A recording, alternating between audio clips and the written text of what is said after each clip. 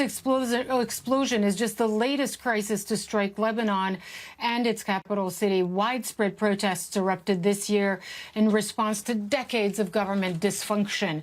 The country's economy was already faltering before the coronavirus pandemic made things worse, and its currency has been in free fall during the past 3 months. Let's bring in Professor Mona Fawaz from the American University of Beirut. Thank you for joining us, Mona Fawaz.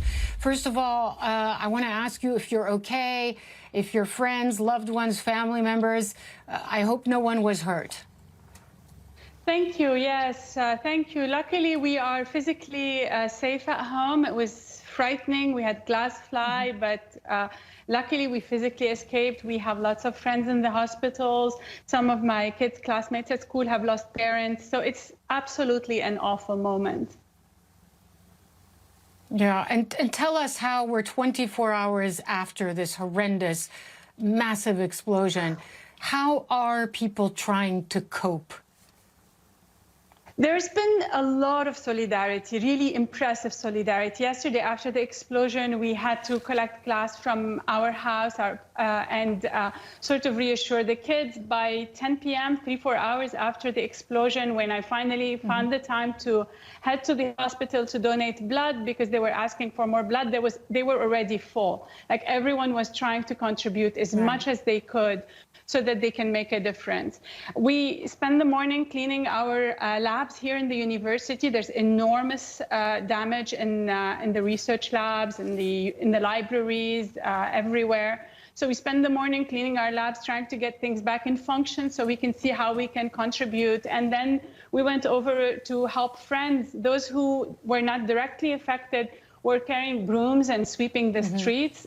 Really, truly an impressive communities trying to help each other and to rise to the occasion. One more time. You know, yeah, one more time, as you say, so as you rightly say, but people watching from around the world, I mean, they might wonder, how does a country get to the point that it has reached now? The economic collapse, the corruption among in the political class. What has gone so wrong in Lebanon? If you could explain it to people watching us around the world. Yes, I think this is a great question, and this is exactly why we got to October. This is really, I think, the logical conclusion, the last, if anyone needed one more proof of the failure of the economic, political, social system that was put in place at the end of the Lebanese civil war. Basically, people who ran the war, warlords, went into a conference, forgave each other, no tribunal for the war, no responsibility, came back, allied with some new investors who had very strong financial interests in the country. And you had something that they called liberalism, neoliberalism. That's not capitalism. That's some advanced form of corruption and I don't know, no social system, no networks. And this system basically has been in place, and it's still very much the same people who are ruling the countries, the head of the parliament, the president. Everyone was involved in the civil war. So you get to a situation where you've borrowed $90 billion that you've squandered. You have not invested in infrastructure. You may have borrowed $90 billion and created the infrastructure of growth because you have an incredible society with a lot of knowledge.